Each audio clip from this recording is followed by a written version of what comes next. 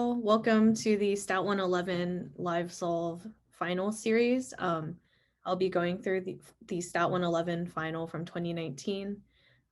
As usual, I recommend that you guys take a look at the problems beforehand and maybe work them out, or at least read through the problem statements, get sufficiently emotionally attached to them, and then come back to these videos. So let's get started. This first question goes, Jane, a student at Harvard, has developed a cool new prediction method that she calls Deep Learner. Her method uses characteristics of the individual as well as sensor data from the individual's phone over 7 days to predict whether the individual's mood on the 8th day will be low or high. She uses a large data set to estimate all of the parameters in her prediction method. Jane wants to estimate the misclassification rate. That is the fraction of people on which Deep Learner will predict the wrong mood. So part A goes, Jane obtains a new test data set of 100 individuals. Let X be the number of times out of N that Deep Learner incorrectly labels the 8th day mood out of these 100 individuals. So X is the number of times out of 100 that we do badly. And it turns out X is 5 for this data set, so we incorrectly label 5 times out of 100. Jane is happy because that's not too many problems. But Jane's mentor is quite skeptical since these mood predictions are usually at least 10%. Jane's mentor asks Jane the following question. If Deep Learner has a 10% misclassification rate, then what is the chance that the misclassification rate will be at least as low on a second set of 100 individuals as it was on the first set of individuals? And explain, so the question asks, explain how Jane's mentor's question can be interpreted in terms of a hypothesis testing problem. So we want the null and alternative hypotheses, the test statistic, and an expression for the p-value. And we don't have to solve for the p-value. Okay, so we have Deep Learner has a 10% misclassification rate, and I think that seems like a pretty solid assumption for our null hypothesis. Like we have some sort of like true proportion is equal to 10% or not equal to.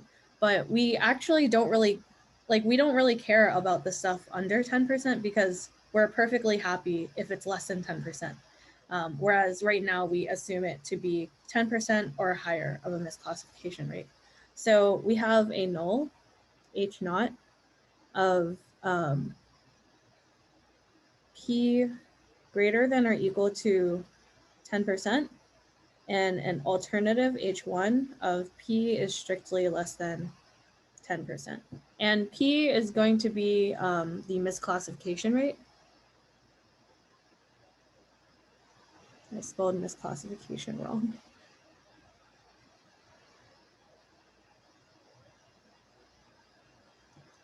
And we have our X is going to be distributed binomial, and we have 100 individuals, and P is the probability that we have a success, but in this case, it means we incorrectly label. Okay, so here are our hypotheses. So now we need the test statistic. So with this, so we have P as our parameter in this case. With this model here, we have, we don't really have much to do. We can simply just take X, the number of incorrectly labeled individuals, as our test statistic. So these are our hypotheses. And then finally, we want an expression for the p-value. So the p-value is the probability we have in a new study, this value, this test statistic value, or more extreme. So in this case, more extreme means lower because we already think like 5 is pretty low and we generally assume it to be bad or worse. So our p-value is going to be the probability X more extreme given the null is true, given null In this case, we're going to take a boundary value, because like our null is complex. So we're going to take the boundary value of 0.1. So this probability here is going to turn into probability x is more extreme. So x is going to be less than or equal to 5. Given the null, so given p is equal to 0.1. So now we can write this expression down. And this is just the binomial. We have 100 choose, well, this is going to actually be the CDF evaluated at 5 of the binomial 100p, 100 0.1. So it's going to be the sum from x, little x equals 0 to 5 of 100 choose x, and then 0.1 to the x, 0.9 to the 100 minus x. And this is going to be our p-value. Great. So we have all of the parts here. We have the hypothesis, hypotheses, the test statistic, and the p-value. Okay, so moving on to part B. Jack, a student at Stanford, has developed an alternative prediction method, which Jane calls shallow learner. Jane hopes to show that deep learner is better than shallow learner in terms of lower misclassification rates. So she obtains a second data set of 100 individuals and calculates y, the number of times out of 100 that shallow learner incorrectly labels the 8th day mood. What are Jane's null and alternative hypotheses? Provide a test statistic and using a large sample approximation, give the formula for the critical values in order to get the type 1 error rate. Okay, so we have kind of two parameters. In this case, we have, we're going to have PD, the prob of misclassification in deep learner, and PS, the prob of misclassification in shallow learner. And we want to show that deep learner is better than shallow learner.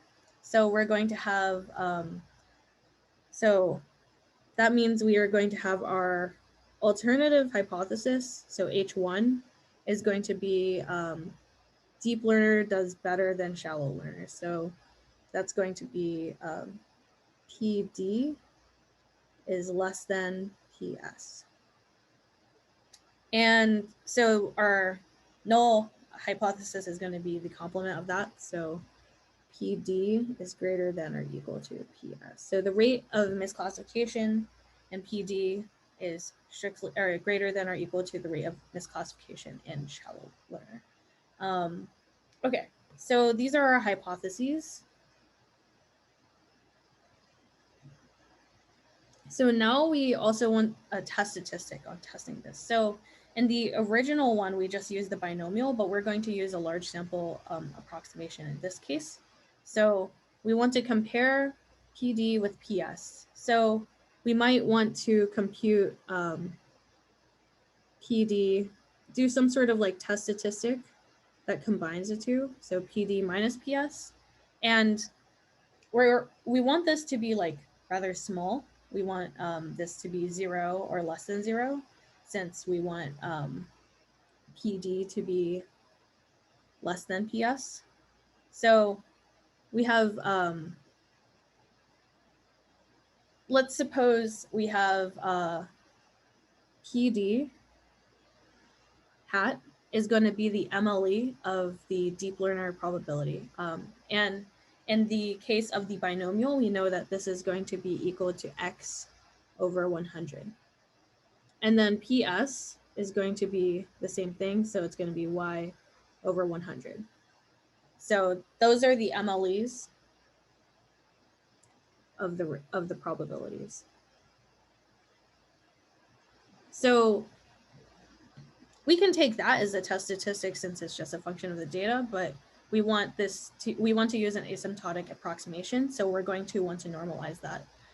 So we're going to divide this by the standard deviation of the numerator. And so that's, we want to compute variance of hat PD minus hat PS. And this is going to be equal, since they're in different, they're computed based off of different samples. Those are going to be independent. So we can just go variance of PD plus variance of PS. And then this is going to equal, we're just going to use the binomial variances. So like we have PD here is going to be x over 100. So we have the true variance of the numerator is going to be 100 PD 1 minus PD. But we have that this is over 100, so we have to divide by 100 squared. So in the end, we get this over 100. And then same, it's going to be identical for the PS case. So we get this over 100. So this is our variance. And we're going to put this in the denominator under the square root. So let me copy that and paste it underneath here. So there's one thing you have to notice about this test statistic that I've constructed here. And it's that we have parameters in it, which we don't want. So we're going to just use the approximation and put hats on all of these P's. So now we replace, so every time you see one of these like hat things, you should just replace it mentally with this. So this is going to be our test statistic T, and it is completely of the data. So now we want to find the critical values to get the type 1 error rate. So we want to find, we're going to be looking for when this is, oh, looks like I need a little bit more room. So I'm gonna move this guy down. Yeah, so the boundary between these two hypotheses is when PD is equal to PS. So we're going to be looking for the type 1 error rate. So let me look up the definition from the book for that. So we have section materials.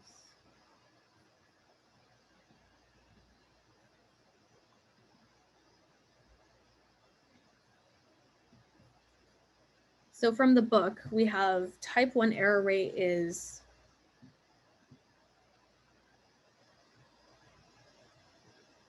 theta is in the null, but y is in the rejection region. And this is a bold R. So now we're going to want the, so we would have, in this case, PD is equal to PS, but we reject, but y is in the rejection region. That is, in this case, it's a one-sided test, so T is going to be less than some critical value C.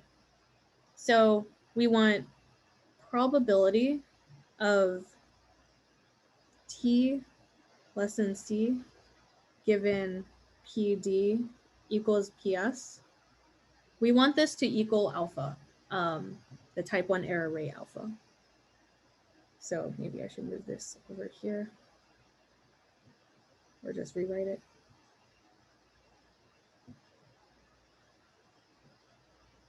Okay, so let's compute this.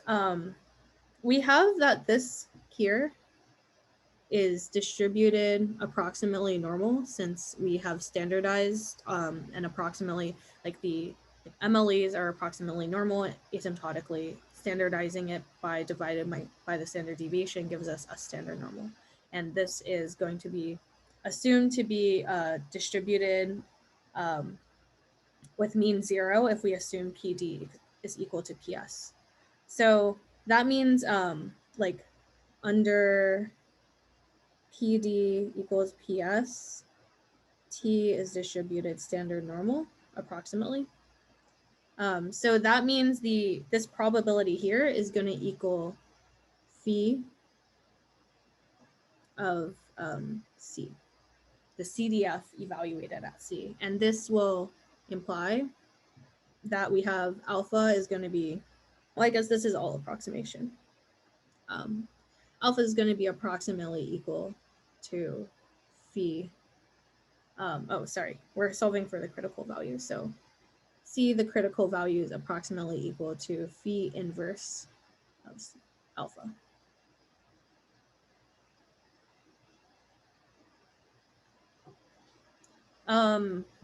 What else does this ask for? So that is the critical value, and it technically doesn't ask you for this, but we can get the rejection region. It's just anything under this critical value. So this is going to be our rejection region R.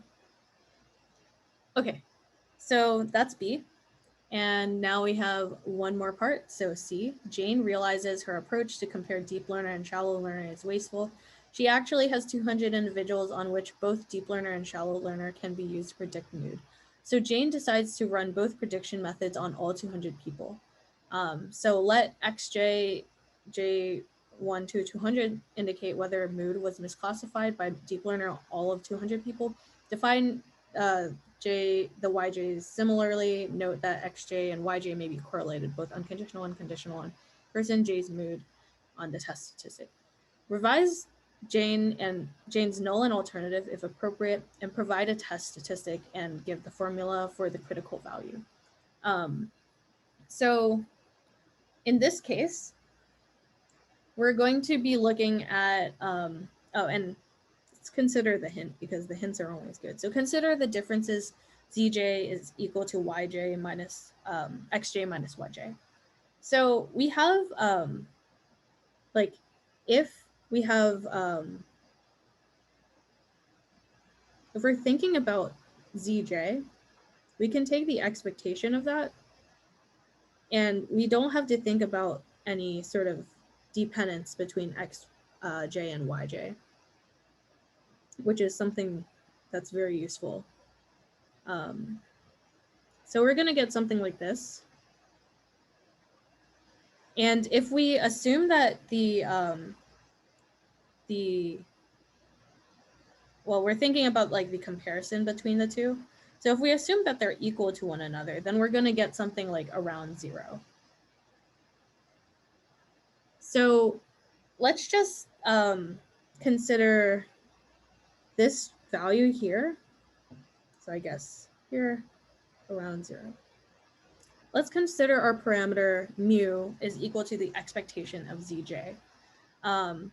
Now our hypothesis test will be h naught. Mu is going to be like, so in this case, we want to test, like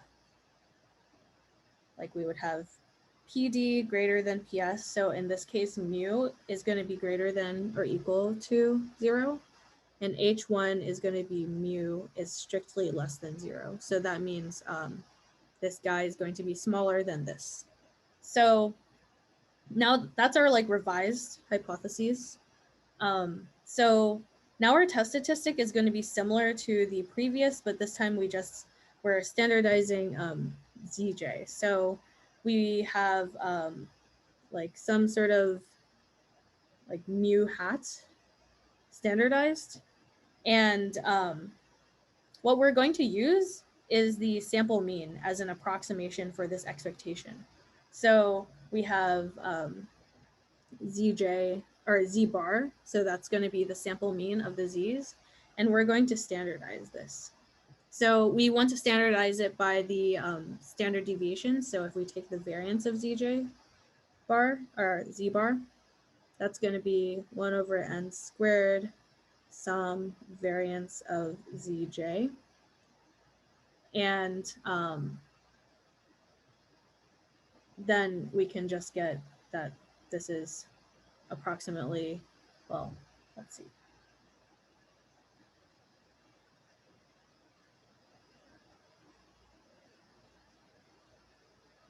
I suppose we can also, let's see. So my brain is telling me to do that, but the solution says something different. So let me reconcile that really quick.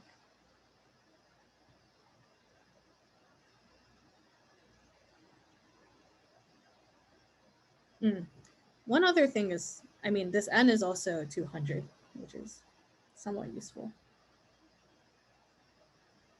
Okay, so we are looking for an estimate for this. We need to like get rid of the ZJs. So for an estimate of the variance of ZJs, our best bet is going to be the sample variance. So we're going to take the sum of ZJ minus Z bar squared from J equals 1 to 200. And so, and this is going to be over 1 over 200. So that's what each one of those is going to be. And we're going to get that 200 times. So we're going to get that. This is this times 200. And then times 1 over 200 squared. So we overall get that it's 1 over 200 times this as the variance of Z bar. So in the denominator, we're going to have this item here.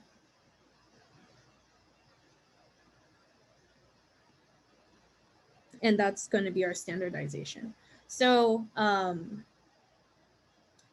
so we're looking at the critical values. Let's call this test statistic here T2. And this is going to be approximately standard normal distributed when we assume that mu is equal to 0.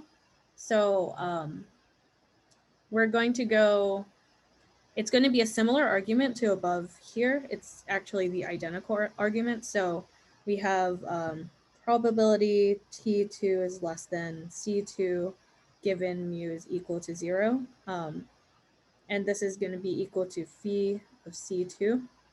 And this implies that our C2 is equal to phi inverse of alpha, approximately, since this is a standard normal approximation.